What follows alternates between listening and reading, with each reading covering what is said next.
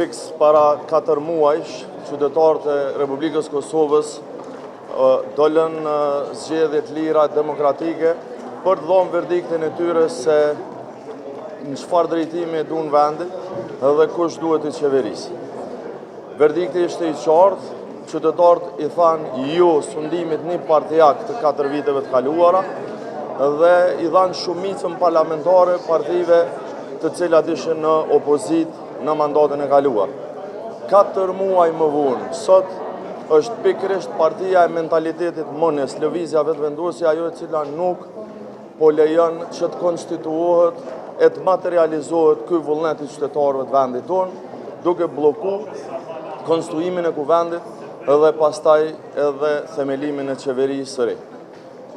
Tashmë vërtet është kaluar çdo kufi i racionalitetit. Kjo më nuk është politik, kjo është tendencë për të mbajtur në blokad e për të mbajtur peng vullnetin e qytetarëve të Kosovës.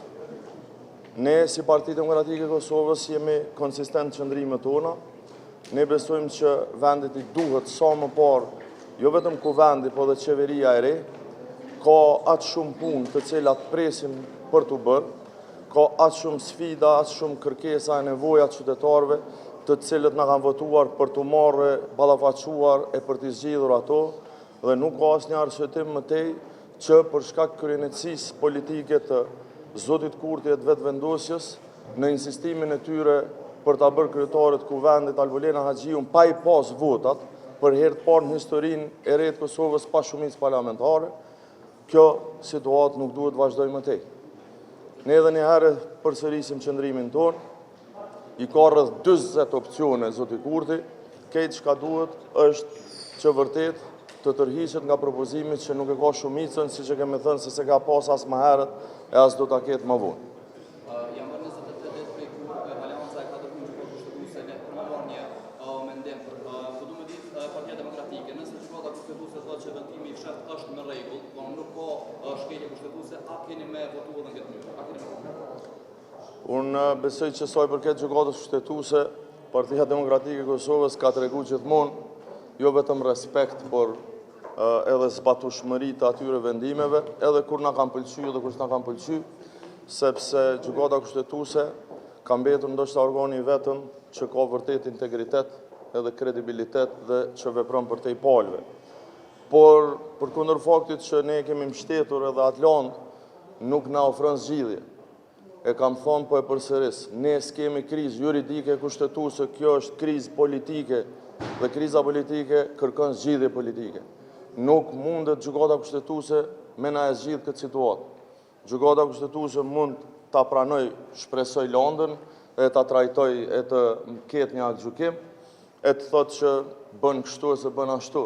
Por mos harroni, kushtetuta e parashën në mënyrë shumë qartë që deputeti nuk i nënshtruhet asnjë mandati detyrues, duke përfshirë edhe atë aktgjykim.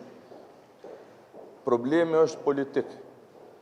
Kriza është politike, zgjidhja duhet jetë po ashtu politike. Faleminderit. Kryetari i RDK-s po paralajmëron komenton në jashtëm dietika për propozimin e tyre për qeverinë e tranzicionit, një propozim i cili nuk është mbajtur realizuar deri tash. Edhe pasi që to Republika, ai nuk ka shumë me ujë, me fol, edhe me shusë çka punët më vao, ai nuk ka shumë të qenë pjesë e qeverisë të tij. Unë besoj që asgjë s'ka ndryshuar për herës të kaluame kur jam deklaruar për këtë temë. Qeveritë e tilla nënkuptojnë që duhet me qenë gjithë bashkë dhe lëvizja e vendosje me numrin më të madh deputetëve e ka refuzuar që në start, kështu që besoj që s'kemi çka diskutojmë tutje për këtë çështje. Unë e shoh vërtet të dhëmshëm faktin që ne si parti të ish opozitës nuk po e bëjmë shumicën parlamentare sepse këtë mundësi e kemi. Sikur të ishte pranuar propozimi i Partisë Demokratike të Kosovës, qysh ditën e nesërme pas mbajtjes zgjedhjeve, pra 4 muaj më parë, unë jam i sigurt se ne sot do të kishim qeveri, do të kishim institucione dhe do të ishim duke shërbim në mënyrë konkrete vendit dhe qytetarëve, sepse e vërteta është që potencialisht shumica parlamentare ekziston në anën e partive të ish opozitës. Faleminderit shumë.